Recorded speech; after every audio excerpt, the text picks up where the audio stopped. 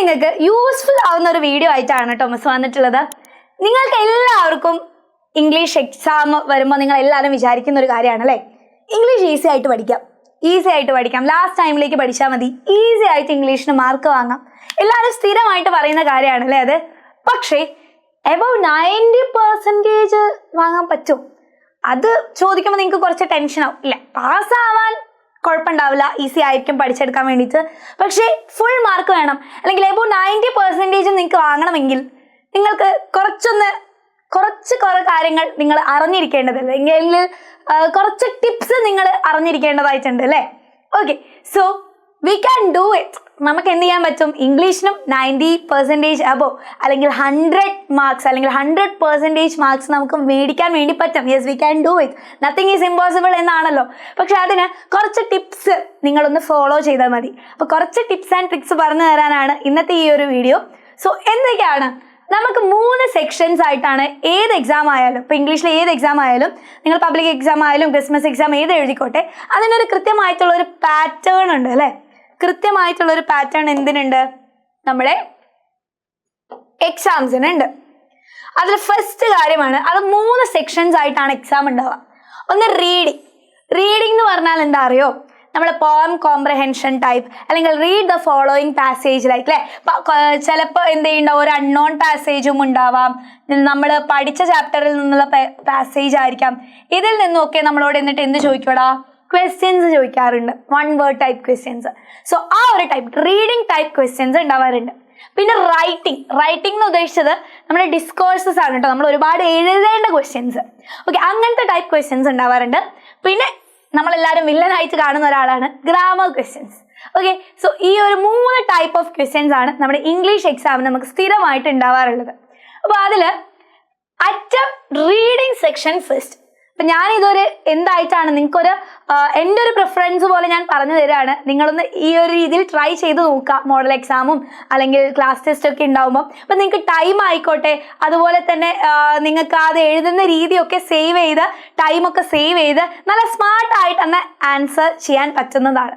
So attempt reading section first. അപ്പോൾ നമ്മൾ ആദ്യം ഒരു ക്വസ്റ്റ്യൻ പേപ്പർ കിട്ടുമ്പോൾ നിങ്ങൾ എന്ത് ചെയ്യുക? ആദ്യം റീഡിംഗ് സെക്ഷൻ എന്ത് ചെയ്യുക? അറ്റംപ്റ്റ് ചെയ്യുക. എന്ന് വെച്ച് കഴിഞ്ഞാൽ, അത് പറയാൻ കാരണം എന്താണെന്ന് വെച്ച് കഴിഞ്ഞാൽ, അത് ലാസ്റ്റിലേക്ക് വെക്കും. നമ്മൾ വിചാരിക്കും കുറച്ച് മാർക്കിൻ്റെ ക്വസ്റ്റ്യൻ അല്ലേ, എന്നിട്ട് അത് നമ്മൾ ലാസ്റ്റിലേക്ക് വെക്കും. പക്ഷേ ഇംഗ്ലീഷ് റൈറ്റിംഗ്സ് എഴുതി തുടങ്ങിക്കഴിഞ്ഞാൽ, അല്ലെങ്കിൽ ഡിസ്കോഴ്സസ് എഴുതി തുടങ്ങിക്കഴിഞ്ഞാൽ നമുക്ക് ഫുൾ സ്റ്റോപ്പ് ഇടാൻ സമയം ഉണ്ടാവില്ല അല്ലേ. പിന്നെ ബെല്ലടിക്കാൻ നേരത്തായിരിക്കും നമ്മൾ എഴുതി തീർത്ത് കൊടുക്കുന്നുണ്ടാവാം. അപ്പോൾ ആ സമയത്ത് അത് വിട്ടുപോകാനുള്ള ചാൻസ് ഉണ്ട്. അപ്പോൾ ഇത് കുറച്ച് മാർക്കിൻ്റെ ക്വസ്റ്റ്യൻ ആണെങ്കിലും 5 മാർക്ക് ആയാലും ഇനിയിപ്പോൾ 2 അതുപോലത്തെ ക്വസ്റ്റ്യൻ ഉണ്ടെങ്കിൽ 10 മാർക്ക് ആയാലും മൊത്തത്തിൽ ഗ്രേഡ് മാറി പോകാനുള്ള ചാൻസ് ഉണ്ട്. So attempt reading section first. അപ്പോൾ നമുക്ക് ആ ഒരു ഫ്രഷ് മൈൻഡിൽ തന്നെ പെട്ടെന്ന് തന്നെ കാര്യങ്ങൾ വായിച്ച് മനസ്സിലാക്കി പെട്ടെന്ന് ആൻസർ ചെയ്യാൻ വേണ്ടി പറ്റും. എന്നിട്ട് അതിൽ നിന്ന് ഒന്നും മനസ്സിലാവുന്നില്ല അല്ലെങ്കിൽ അറിയാത്ത ക്വസ്റ്റ്യൻ ഉണ്ടെങ്കിൽ നിങ്ങൾ അവിടെ വിട്ടോളൂ, സമയം കളയണ്ട. പക്ഷേ ആദ്യം എന്ത് ചെയ്യുക? റീഡിംഗ് സെക്ഷൻ നിങ്ങൾ ആദ്യമായിട്ട് അറ്റൻഡ് ചെയ്യുക. പിന്നെ നിങ്ങൾ സെക്കൻഡ്ലി ഗ്രാമർ സെക്ഷൻ അറ്റൻഡ് ചെയ്യാൻ വേണ്ടി നോക്കാം. എന്ന് വെച്ചാൽ റൈറ്റിംഗ്സ് എഴുതി തുടങ്ങുന്നതിൻ്റെ മുന്നേ തന്നെ ഗ്രാമർ അറ്റൻഡ് ചെയ്യാൻ പറ്റുന്നുണ്ടോ നോക്കാം. അപ്പോൾ ആ ഒരു ഫ്രഷ് മൈൻഡ് നമ്മൾ എക്സാം ഹാളിലേക്ക് കയറുന്ന സമയത്ത് തന്നെ ഗ്രാമർ അറ്റൻഡ് ചെയ്ത് കഴിഞ്ഞാലുള്ള ഗുണം എന്താണെന്ന് വെച്ചാൽ, നമ്മൾ ഈ ഡിസ്കോഴ്സ് എഴുതി നമ്മുടെ മൈൻഡൊക്കെ ഫുൾ അതിൽ നമ്മളെല്ലാ ചാപ്റ്റേഴ്സിൻ്റെയും സമ്മറിയും കാര്യങ്ങളൊക്കെ ഓർത്തെടുത്ത് നമുക്ക് ലാസ്റ്റിലേക്ക് ഗ്രാമർ വെക്കുമ്പോൾ മറന്നു പോകാനുള്ള ചാൻസസ് ഉണ്ട്. അപ്പോൾ ആ ഒരു ഗ്രാമർ സെക്ഷൻ രണ്ടാമത് തന്നെ അറ്റൻഡ് ചെയ്യാൻ നോക്കുക. അതിൽ നമുക്ക് കുറച്ച് നേരം ചിന്തിക്കേണ്ടതായിട്ടും ഉള്ളതാണ് അല്ലേ. അപ്പോൾ ലാസ്റ്റ് ടൈമിലേക്ക് വെച്ച് കഴിഞ്ഞാൽ നമുക്ക് അതുപോലെ ചിന്തിച്ച് എഴുതാനുള്ള സമയം ഉണ്ടാവില്ല, തെറ്റിപ്പോകാനുള്ള ചാൻസസ് കൂടുതലാണ്. അതുകൊണ്ട് തന്നെ ഗ്രാമറും ലാസ്റ്റ് വെക്കരുത്. നിങ്ങൾ എന്ത് ചെയ്യുക? ഒരു രണ്ടാമതായിട്ട് ഗ്രാമർ സെക്ഷനും നിങ്ങൾ അറ്റൻഡ് ചെയ്യുക.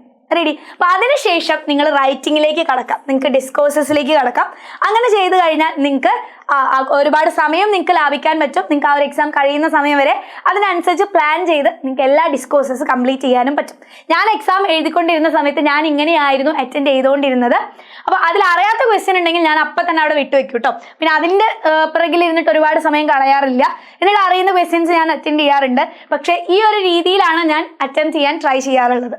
ഓക്കെ, സോ അടുത്ത കാര്യം എന്താണെന്ന് വെച്ചാൽ, റീഡിംഗ് സെക്ഷൻ അറ്റൻഡ് ചെയ്യുമ്പോൾ read questions before reading the passages. നിങ്ങളിപ്പോൾ അറിയുന്ന ചാപ്റ്ററിൻ്റെതായിക്കോട്ടെ, അൺനോൺ പാസേജ് ആയിക്കോട്ടെ, എന്തായാലും ക്വസ്റ്റ്യൻസ് വായിച്ചിട്ട് ആ ഒരു പാസേജ് വായിക്കാൻ ശ്രമിക്കാം. കാരണം എന്താ? ക്വസ്റ്റ്യൻസ് വായിച്ചിട്ട് നമ്മൾ ആ ഒരു പാസേജ് വായിക്കുമ്പോൾ നമ്മുടെ കണ്ണ് സെർച്ച് ചെയ്യുന്നത് അതിലെ ആൻസേഴ്സിനെ ആയിരിക്കും. മറ്റേത് നമ്മൾ പാസേജ് വെറുതെ വായിച്ച് വീണ്ടും ക്വസ്റ്റ്യൻ വായിച്ച് വീണ്ടും നമ്മുടെ കണ്ടുപോയി ആൻസർ സെർച്ച് ചെയ്യുമ്പോഴേക്ക് ഒരുപാട് ടൈം കൺസ്യൂം ചെയ്യും. നമുക്ക് ഒരുപാട് സമയമില്ല അല്ലേ എക്സാമിന്. സോ നമുക്ക് വെറുതെ വീട്ടിലിരുന്ന് ചെയ്യുകയാണെങ്കിൽ നമുക്ക് ഒരുപാട് സമയമുണ്ട്. പക്ഷേ എക്സാം ഹാളിൽ ആ ഒരു ടെക്നിക്ക് വർക്ക് ആവില്ല. അതുകൊണ്ട് തന്നെ ക്വസ്റ്റ്യൻ വായിക്കാം, ക്വസ്റ്റ്യൻ വായിച്ചിട്ട് പാസേജസ് വായിക്കാൻ വേണ്ടി ട്രൈ ചെയ്യാം. Okay, and set the time limit for each passages. പിന്നെ പാസേജ് വായിക്കുമ്പോഴും ഒരുപാട് തവണ വീണ്ടും വീണ്ടും വായിച്ച് ആൻസർ കിട്ടുന്നത് വരെ ക്വസ്റ്റ്യൻ വായിച്ച് പാസേജ് വായിച്ച് അങ്ങനെ സമയം കളയരുത്. നമ്മളിപ്പോൾ ഫസ്റ്റ് ഈ ഒരു കാര്യം അറ്റൻഡ് ചെയ്യുകയാണ്, റീഡിംഗ് സെക്ഷൻ അറ്റൻഡ് ചെയ്യുകയാണെങ്കിലും നിങ്ങൾ എന്ത് ചെയ്യണം, അതിനൊരു ടൈം ലിമിറ്റ് വെക്കണം. ഞാൻ ഇപ്പോൾ ഒരു ടൈം ലിമിറ്റ് വെച്ചു. ഇപ്പോൾ 10:30 എക്സാം തുടങ്ങുകയാണ്. ഓക്കെ, 10:30 തുടങ്ങി നമുക്കിപ്പോൾ ഒരു 12:30 വരെയാണ് എക്സാം, അല്ലെങ്കിൽ 12 മണി വരെയാണ് എക്സാം എങ്കിൽ 10:30 to ഒരു 20 മിനിറ്റ് കൊണ്ട് ഞാൻ 2 റീഡിംഗ് കോംപ്രഹെൻഷൻ അല്ലെങ്കിൽ റീഡിംഗ് ടൈപ്പ് ക്വസ്റ്റ്യൻസും ഞാൻ ചെയ്ത് കഴിയും. ഓക്കെ, അങ്ങനെ ഞാൻ സെറ്റ് ചെയ്തു. എന്നിട്ട് അടുത്ത സമയം ഒരു അരമണിക്കൂർ കൊണ്ട് ഞാൻ എന്ത് ചെയ്യും, ഗ്രാമറൊക്കെ അറ്റൻഡ് ചെയ്യും. ബാക്കി ഇത്രയും സമയം ഞാൻ എന്ത് ചെയ്യും, ഓരോരോ എന്തായിട്ട് അറ്റൻഡ് ചെയ്യണം, റൈറ്റിംഗ്സ് ആയിട്ട് അറ്റൻഡ് ചെയ്യും. അപ്പം അതിൽ ഞാൻ വേറൊരു കാര്യം ട്രൈ ചെയ്യാറുള്ളത് അല്ലെങ്കിൽ ഫോളോ ചെയ്യാറുള്ളത്, റൈറ്റിംഗ് സെക്ഷനിലേക്ക് വരുമ്പോൾ ഏറ്റവും മാർക്ക് കൂടിയത് ഏതാണോ അത് വെച്ചാണ് ഞാൻ സ്റ്റാർട്ട് ചെയ്യാറ് കേട്ടോ. അപ്പോൾ അത് ഞാൻ പറയാം. First, keep in mind the word limit. Writing സെക്ഷനിലേക്ക് പോകുമ്പോൾ നിങ്ങൾ വേർഡ് ലിമിറ്റ് എപ്പോഴും മനസ്സിൽ വയ്ക്കാം. 3 മാർക്കിന് ചോദിക്കുന്ന ക്വസ്റ്റ്യന് ഒരു 2.5 പേജും, അതുപോലെ 6 മാർക്കിനും 10 മാർക്കിനും 8 മാർക്കിനും ചോദിക്കുന്ന ക്വസ്റ്റ്യനിൽ വെറും 1/2 പേജും എഴുതി കഴിഞ്ഞാൽ അതെന്താവില്ല, മാർക്ക് കിട്ടില്ല. സോ ആ ഒരു വേർഡ് ലിമിറ്റ് കൃത്യമായിട്ട് നിങ്ങളുടെ മനസ്സിലുണ്ടാവണം. ആ ഒരു രീതിയിൽ വേണം ഓരോ ക്വസ്റ്റ്യനും ആൻസർ ചെയ്യാൻ വേണ്ടിയിട്ട്. ഓക്കെ, അപ്പോൾ അതിന് വേണ്ടിയിട്ടാണ് മിസ് പറഞ്ഞത് നിങ്ങൾ എന്ത് ചെയ്യുക, എപ്പോഴും കൂടുതൽ മാർക്കിൻ്റെ ക്വസ്റ്റ്യൻ, ഓക്കെ, കൂടുതൽ മാർക്കിൻ്റെ ക്വസ്റ്റ്യൻ ഫസ്റ്റ് അറ്റൻഡ് ചെയ്യാൻ ശ്രമിക്കാം. അപ്പോൾ എസ്സേ ഒക്കെ അല്ലെങ്കിൽ സ്പീച്ചൊക്കെ പോലെയുള്ള ക്വസ്റ്റ്യൻ നിങ്ങൾ ഫസ്റ്റ് അറ്റൻഡ് ചെയ്യുമ്പോൾ അതിനനുസരിച്ച് നിങ്ങൾക്ക് എഴുതാൻ സമയം കിട്ടും. അപ്പോൾ ലാസ്റ്റിലേക്ക് ഇപ്പോൾ 3 മാർക്കിൻ്റെ ക്വസ്റ്റ്യൻ നിങ്ങൾ എന്ത് ചെയ്താൽ മതി, കുറച്ച് എഴുതിയാൽ മതി. സ്വാഭാവികമായിട്ടും നിങ്ങൾ ഫസ്റ്റ് എഴുതുന്നത് കൂടുതൽ എഴുതാനും ലാസ്റ്റിലേക്ക് വരുമ്പോൾ അത് കുറച്ചും കൂടി കുറയാനുള്ള ചാൻസസ് കൂടുതലാണ്. ഇത്രയും എക്സാം എഴുതേണ്ട ഒരു എക്സ്പീരിയൻസ് കൊണ്ട് പറയുകയാണ്. സോ അതുകൊണ്ട് തന്നെ നിങ്ങൾ എന്ത് ചെയ്യാം, ഏറ്റവും കൂടുതൽ മാർക്കിൻ്റെ എസ്സേയോ അല്ലെങ്കിൽ 6 മാർക്കിൻ്റെയോ ഒക്കെ ക്വസ്റ്റ്യൻസ് ഫസ്റ്റ് അറ്റൻഡ് ചെയ്യുക. എന്നിട്ട് നിങ്ങൾ എന്ത് ചെയ്യുക, റൈറ്റിംഗിൽ കുറഞ്ഞ മാർക്കിലേക്ക് വരാം. ആൻഡ് ആ ഒരു വേർഡ് ലിമിറ്റ് എപ്പോഴും നിങ്ങളുടെ ഓർമ്മയിൽ ഉണ്ടാവണം. Okay, so follow the correct formats. പിന്നെ നിങ്ങൾ റൈറ്റിംഗ് ഡിസ്കോഴ്സസ് എഴുതുമ്പോൾ കറക്റ്റ് ഫോമാറ്റിലായിരിക്കണം ആൻസർ എഴുതേണ്ടത്. അതിന് കൃത്യമായിട്ടുള്ള മാർക്കുണ്ട്. അപ്പോൾ ലെറ്റർ ആയിക്കോട്ടെ, ഡയറി ആയിക്കോട്ടെ, ന്യൂസ് പ്രിപ്പയർ റിപ്പോർട്ട് ആയിക്കോട്ടെ, സ്പീച്ച് ആയിക്കോട്ടെ, എന്തോ ആയിക്കോട്ടെ, ഇതൊക്കെ അതിൻ്റെയൊക്കെ കറക്റ്റ് ഫോമാറ്റിൽ നിങ്ങൾ എഴുതണം. അപ്പോൾ ഡിസ്കോഴ്സസ് പഠിക്കുമ്പോൾ ഫോമാറ്റ് കൃത്യമായിട്ട് എല്ലാത്തിൻ്റെ അറിഞ്ഞിരിക്കണം. പിന്നെ നിങ്ങൾക്ക് മാർക്ക് കൂട്ടാൻ അല്ലെങ്കിൽ നിങ്ങളുടെ ആ ഒരു ആൻസർ ഷീറ്റിനെ അട്രാക്റ്റീവ് ആക്കാൻ, ഇപ്പോൾ നിങ്ങളുടെ സാറും ടീച്ചറും ഒക്കെ ആ ഒരു പേപ്പർ നോക്കുമ്പോൾ അതിനെ അട്രാക്റ്റീവ് ആക്കാൻ നിങ്ങൾക്ക് യൂസ് ചെയ്യാൻ പറ്റുന്ന പൊടിക്കൈകളാണ് കേട്ടോ. ഞാൻ പണ്ട് എക്സാം എഴുതിയപ്പോൾ യൂസ് ചെയ്തിട്ടുണ്ടായിരുന്നതാണ്. അപ്പോൾ നോക്കിക്കേടാ, പോസിറ്റീവ് മെസ്സേജസ് നിങ്ങൾക്ക് ഇൻക്ലൂഡ് ചെയ്യാം. ഇപ്പോൾ ഒരു സ്പീച്ചൊക്കെ ആണെങ്കിൽ അവർക്ക് ആ ഒരു വായിക്കുമ്പോൾ നല്ലൊരു മെസ്സേജ് എന്നുള്ള രീതിയിൽ വളരെ മോട്ടിവേറ്റിംഗ് ആയിട്ടുള്ള ചില 2-3 മെസ്സേജസ് അങ്ങോട്ട് പഠിച്ചു പോവുക. അത് അതേപോലെ എഴുതി വെക്കുക. എന്നിട്ട് എഴുതി വെച്ചാൽ മാത്രം പോലെ പെൻസിൽ എടുത്ത് അതൊന്ന് മാർക്ക് ചെയ്യുക കൂടി വേണം. ഓക്കെ, പിന്നെ കറണ്ട് ഇഷ്യൂസിനെ പറ്റിയിട്ട് ഇപ്പം നമ്മുടെ ഏതെങ്കിലും ടോപ്പിക്ക് ഇപ്പം നടക്കുന്ന ഇഷ്യൂസുമായിട്ട് കണക്ട് ചെയ്യാൻ പറ്റുമെങ്കിൽ ആ ഒരു രീതിയിലൊക്കെ നിങ്ങൾക്ക് എഴുതാം. ഓക്കെ, ആൻഡ് നിങ്ങളുടെ ഒപ്പീനിയൻസ് പറയാൻ പറ്റുന്ന ഡിസ്കോഴ്സസ് ഉണ്ട് അല്ലേ. ഇപ്പം നെറേറ്റീവിനൊന്നും ഒപ്പീനിയൻസ് പറയാൻ പറ്റില്ല. പക്ഷെ റൈറ്റപ്പും മെസ്സേയും നിങ്ങളുടെ സ്പീച്ചൊക്കെ പറയുകയാണെങ്കിൽ നിങ്ങളുടെ ഒപ്പീനിയൻസ് കൂടി നിങ്ങൾക്ക് അതിൽ ഇൻക്ലൂഡ് ചെയ്യാം. അങ്ങനത്തെ കാര്യങ്ങൾ നിങ്ങളുടെ ഒപ്പീനിയൻസും കൂടി നിങ്ങൾക്ക് എന്ത് ചെയ്യാം, ഇൻക്ലൂഡ് ചെയ്ത് ആൻസർ എഴുതാം. അപ്പം ഇങ്ങനെയൊക്കെ എഴുതി കഴിഞ്ഞാൽ നിങ്ങളുടെ ആൻസർ ഷീറ്റിനെ കുറച്ചും കൂടി അട്രാക്റ്റീവ് ആക്കും. പിന്നെ നമ്മുടെ ലാസ്റ്റ് സെക്ഷനാണ് grammar. Grammar is very important. കാരണം ഗ്രാമർ തെറ്റിച്ച് കഴിഞ്ഞാൽ ഉള്ള പ്രശ്നം എന്താണെന്ന് വെച്ച് കഴിഞ്ഞാൽ അത് തെറ്റിയാൽ തെറ്റ് തന്നെയാണ് അല്ലേ. അപ്പോൾ തെറ്റ് തന്നെ ആവുന്നത് കൊണ്ട് തന്നെ എന്തായിട്ട് മാറൂടാ, 1 തെറ്റിച്ചാൽ 1 മാർക്ക് പോവും, 2 തെറ്റിച്ചാൽ 2 മാർക്ക് പോവും. അപ്പോൾ നമ്മൾ ഡിസ്കോഴ്സ് ഒക്കെ ആണെങ്കിലും നമുക്ക് എന്ത് ചെയ്യാം, എഴുതി വരുമ്പോൾ ഒരു 1/2 മാർക്കൊക്കെ കുറയും, അല്ലെങ്കിൽ ഒരു 2 മാർക്കൊക്കെ കുറഞ്ഞാലും ബാക്കി മാർക്ക് ഉണ്ടാവൂലേ. എന്ന് വെച്ചാൽ മൊത്തത്തിലാണ് അവർ മാർക്ക് ഇടുന്നത്, അല്ലാതെ ഓരോ വേർഡ് ബൈ വേർഡ് അല്ല. മൊത്തത്തിൽ ആ ഒരു കോണ്ടന്റ് റെഡി ആയാൽ അവർ മാർക്ക് ഇടും. പക്ഷെ ഗ്രാമർ തെറ്റിയാൽ തെറ്റിയത് തന്നെയാണ്. ആ ഒരു ഗ്രാമർ സെക്ഷനിലെ മാർക്ക് കുറയുന്നതിനനുസരിച്ച് നിങ്ങളുടെ ഗ്രേഡ് അങ്ങോട്ടും ഇങ്ങോട്ടും ചേഞ്ച് ആവാനുള്ള ചാൻസ് ഉണ്ട്. സോ ഗ്രാമറും നന്നായിട്ട് പഠിച്ചിട്ട് തന്നെ എക്സാം പോവാം. ഓക്കെ, എക്സാം ഹാളിലേക്ക് പോവാം.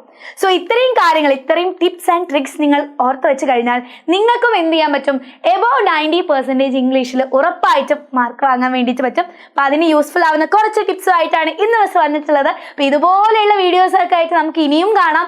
അപ്പോൾ നിങ്ങൾക്ക് ഇതുപോലെ എന്ത് ചെയ്യണം, ഇങ്ങനത്തെ നോട്ട്സും കാര്യങ്ങളൊക്കെ കിട്ടി എജുപോർട്ട് ഫാമിലിയുടെ കൂടെ പഠിക്കണം എന്നുണ്ടെങ്കിൽ നിങ്ങൾ എന്ത് ചെയ്യാടാ, നമ്മുടെ താഴെ കാണുന്ന വാട്സപ്പ് കമ്മ്യൂണിറ്റിയിൽ ജോയിൻ ചെയ്യുക. അതിൻ്റെ ലിങ്ക് നമ്മുടെ ഡിസ്ക്രിപ്ഷനിൽ കൊടുത്തിട്ടുണ്ടാകും. അതിൽ ക്ലിക്ക് ചെയ്യുക, ജോയിൻ ചെയ്യുക. ആൻഡ് നമ്മുടെ ബാച്ചിലും നിങ്ങൾക്ക് ജോയിൻ ചെയ്യാം കേട്ടോ. എല്ലാ സബ്ജക്ട്സിൻ്റെയും എല്ലാ ടൈപ്പ് ക്ലാസ്സസും റെക്കോർഡഡ് ആയിക്കോട്ടെ ലൈവ് ആയിക്കോട്ടെ എല്ലാം നമ്മൾ പ്രൊവൈഡ് ചെയ്യുന്നതാണ്. എക്സാംസും ഒക്കെ നിങ്ങൾക്ക് യൂസ്ഫുൾ ആവുന്ന രീതിയിൽ എന്ത് ചെയ്യുന്നതാണ്, നമ്മൾ അതിനെ നിങ്ങളിലേക്ക് എത്തിച്ചു തരുന്നതാണ്. സോ എൻ്റെ മക്കൾ എന്ത് ചെയ്യരുത്, നമ്മൾ ബാച്ചിലും ജോയിൻ ചെയ്യുക, വാട്സപ്പ് കമ്മ്യൂണിറ്റിയിൽ ജോയിൻ ചെയ്യാൻ മറക്കാതിരിക്കുക കേട്ടോ.